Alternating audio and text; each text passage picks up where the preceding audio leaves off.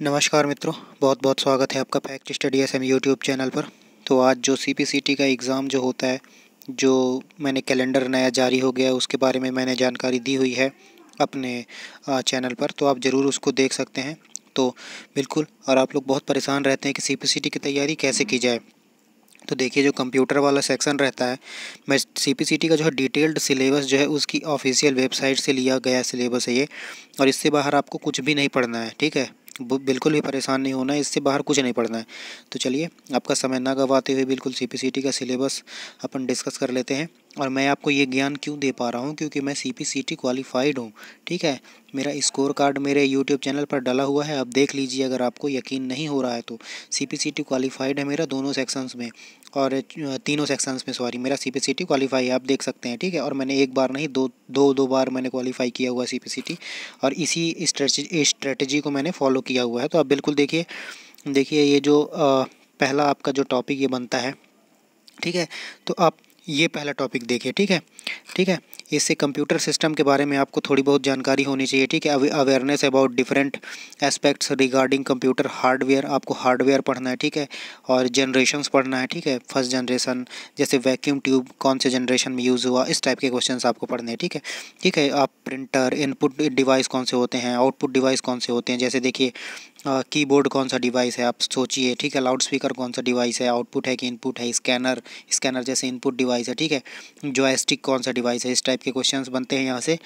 और हार्डवेयर में कौन कौन से कंपोनेंट होते हैं, ठीक है। और सीपीयू के बारे में पढ़ना है, सीपीयू के पूरे जितने भी पार्ट होते हैं, ठीक है, वो पढ़ना है। सीपीयू को जैसे कैबिनेट भी बोलते हैं, क्या आपको पता है? सीपीयू को कैबिनेट भी बोलते हैं, आपको पता होना चाहिए। क्या आप पता नहीं है? तो ये सारी चीज़ें आपको पढ़नी है, ठीक है। और क्या इसमें क्या लिखा हुआ है, ठीक है। अर्थमैजिक लॉजिक यूनिट, देखिए सीपीयू के पार्ट होते हैं, ठीक है।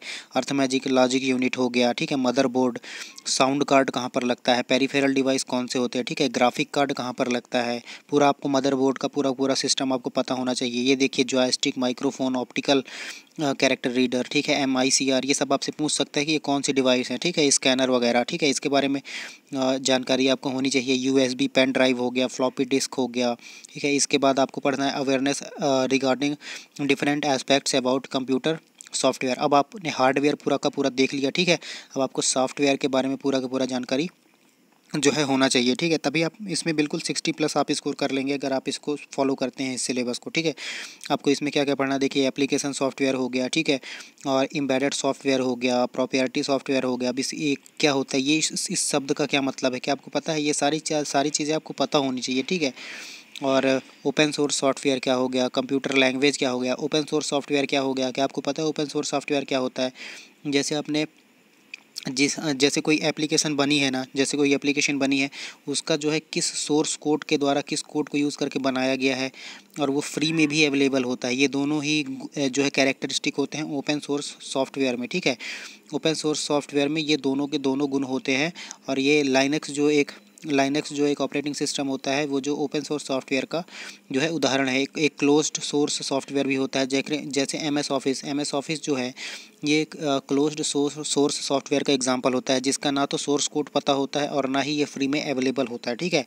तो ये ओपन सोर्स। इसी तरह से प्रोप्राइटरी सॉफ्टवेयर क्या होता है, ठीक है। कंप्यूटर की लैंग्वेजेस क्या होती हैं, जैसे रूबी, कोमल, C++, जावा, ये सारी की सारी चीज़ें, ठीक है। और और क्या पूछ देखता है, machine level language, assembly language, high level language क्या होते हैं, इंटरप्रेटर, कंपाइलर, इनका यूज़ क्या होता है, विंडोज़, लाइनक्स, ठीक है। और कॉन्सेप्ट मेमोरीज़, ठीक है, बाइट, मेगाबाइट, GB, TB, ये सारी चीज़ें। फिर knowledge of basic computer operations, ठीक है। दूसरा आपका पार्ट हो जाता है knowledge of basic computer operations. इसमें क्या पढ़ना है, अवेयरनेस रिगार्डिंग क्या है कंप्यूटर, ये जो बूटिंग प्रोसेस क्या होती है, शट डाउन क्या होता है, लॉगिंग ऑफ, ठीक है, लॉग ऑन लॉग ऑफ जो करते हैं अपन, शट डाउन करते हैं। आईपी एड्रेस में याद रखिएगा, एक आईपी एड्रेस दे देता है, उसमें कौन सी क्लास का आईपी एड्रेस है, ये कौन सी क्लास का आईपी एड्रेस है, ये पूछता है। ये 3-4 प्रकार से होता है, बहुत ईजी होता है। अगर आप जानते हैं थोड़े से कॉन्सेप्ट तो आप बिल्कुल लगा सकते हैं। अगर आप बोलेंगे तो मैं ये जो आईपी एड्रेस की जो क्लास पूछता है, सीपीसीटी में बहुत ज़्यादा पूछा जाता है, तो मैं उसके लिए वीडियो बना दूंगा, उससे बाहर क्वेश्चन नहीं जाते हैं, ठीक है। और फिज़िकल कनेक्टिविटी हो गया, इंस्टॉलिंग अपडेटिंग सॉफ्टवेयर पैकेजेस, ठीक है। ये सारी की सारी आप चीज़ें देख लीजिएगा, इससे बाहर आपका नहीं जाने वाला है सीपीसीटी में। बिल्कुल बहुत ही शानदार तरीके से यहाँ पर पूरा डिफ़ाइन किया गया है कि क्या क्या आएगा क्या क्या नहीं आएगा। एक और चीज़ बताता हूँ, जो एमएस एक्सेल होता है, एमएस एक्सेल होता है जो, उसमें सेल एड्रेस बहुत ज़्यादा पूछा जाता है। ऐसा कोई भी पेपर नहीं हुआ होगा जिसमें सेल एड्रेस एमएस एक्सेल से नहीं पूछा गया हो। तो ये भी बहुत महत्वपूर्ण तथ्य हो जाता है, ठीक है। तो अगर आप बोलेंगे तो मैं आपको बिल्कुल जो इम्पॉर्टेंट है 5-10 नंबर के जो आते ही हैं हर सीपीसीटी के एग्ज़ाम में, उनके बारे में बता दूंगा। बिल्कुल वो क्वेश्चंस आप कर लीजिएगा जो औरों से आपको आगे बढ़ा देगा, ठीक है। अब ये क्या है, awareness of system administration and security. आपको सिक्योरिटी वाला पूरा का पूरा पता होना चाहिए, ठीक है। ऑपरेटिंग सिस्टम आपको पता होना चाहिए। Encryption of data. Encryption of data क्या होता है, जैसे आपने सुना होगा ना, व्हाट्सएप का जो है आपका डेटा जो है वो इनक्रिप्टेड रहता है, मतलब सोर्स टू सोर्स रहता है। उसको बीच में कोई भी जो है, कोई भी बंदा आपका जो है डेटा वो नहीं देख सकता। आप जिसको भेज रहे हैं वही आपका मैसेज पढ़ सकता है। ये सारी इनक्रिप्टेड होते हैं, ठीक है। इंस्क्रिप्शन, ठीक है। कीपिंग पर्सनल डेटा प्राइवेट, ठीक है, सिक्योर, ठीक है। क्रिएटिंग स्ट्रॉन्ग पासवर्ड चेंजिंग, ये सारी चीज़ें आपको सिक्योरिटी के प्रोस्पेक्ट से आपको पढ़नी है, ठीक है। ये सारी चीज़ें आपको पता भी होनी चाहिए। अब क्या है, awareness of concept and process related to file management. आपको फंक्शंस सच एज कॉपिंग, ठीक है, ये सारी चीज़ें आपको देखनी है, ठीक है। ये देख लीजिए बिल्कुल कैसे कैसे क्या क्या करना है आपको, पूरा का पूरा इसमें दिया हुआ है सिलेबस। मैं बताते जाऊंगा, अगर तो बहुत ज़्यादा वीडियो लंबा हो जाएगा। मैं कुछ कुछ पॉइंट्स ले लेता हूँ, वहाँ से बता देता हूँ। अब ये क्या है, तीसरा पॉइंट दिया हुआ है, proficiency in general IT skills. अब इसमें क्या दिया हुआ है भाई, देखिए, क्रिएटिंग डॉक्यूमेंट्स कैसे क्रिएट करते हैं, यूजिंग स्पेल चेक कैसे करते हैं, है ना, हेडर एंड फूटर्स, ये सारी की सारी, ये वर्ड का जो है, वर्ड में आप देखेंगे हेडर एंड फूटर जो होता है, ये जो है रिपीटिंग कंटेंट होता है। और जो एक फुट नोट होता है वो रिपीटिंग कंटेंट नहीं होता है, मतलब हेडर और फुटर आपके हर पेज में जाएगा, लेकिन फुट नोट जो है आप जिस पर्टिकुलर पेज में यूज़ करेंगे उसी में यूज़ होगा। ये सारे डिफरेंसेस आपको पता होने चाहिए, ठीक है, क्या क्या कैसे कैसे होता है, ठीक है।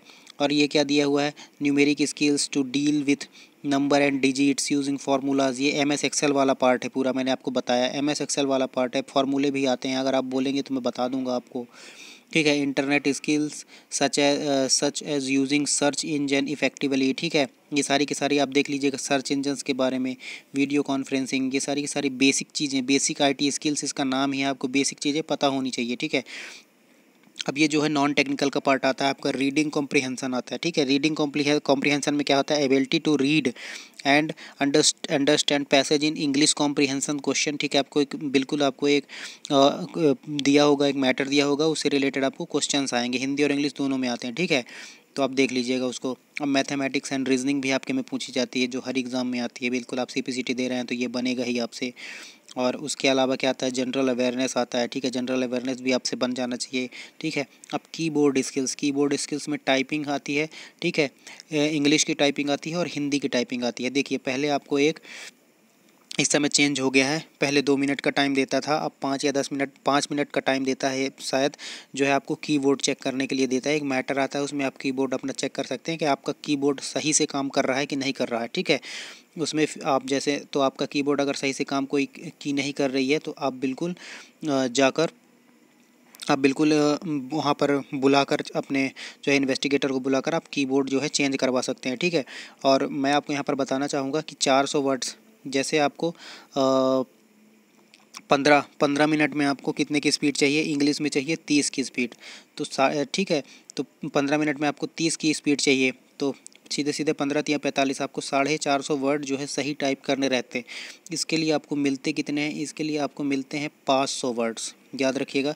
आप जैसे समझिए, देखिए, आपको इसमें 30 शब्द प्रति मिनट की स्पीड चाहिए इंग्लिश में, तो 30 गुणे आप 15 करेंगे तो 15 मिनट में आपको 30 की स्पीड मेंटेन करके रखनी है, तो 15 दूनी 30 या 45 हो जाता है, तो 450 वर्ड आपको सही करने हैं, ठीक है।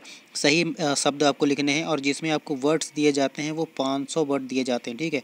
500 वर्ड्स में से आपको 450 वर्ड जो है सही करने रहते हैं। और अगर आपने बहुत अच्छी प्रैक्टिस की है तो आपका 12 मिनट में करीब करीब ये कंप्लीट हो जाता है, ठीक है। मैंने 11 मिनट में इसको कंप्लीट कर लिया था, ठीक है। उसमें आपकी अच्छी स्पीड मेंटेन हो जाती है। और आपको मैं एक चीज़ बताऊंगा, जैसे ही आपका मैटर जो है ख़त्म होता है टाइपिंग का, जैसे आपका 12 मिनट में मैटर आपका ख़त्म हो गया है, तो आप उसको तुरंत सबमिट कर दीजिए। आपका जो है स्पीड उसी टाइम से आपका गिना जाएगा, ठीक है। ये मोस्ट इंपॉर्टेंट आपको फैक्ट बता दिया है मैंने।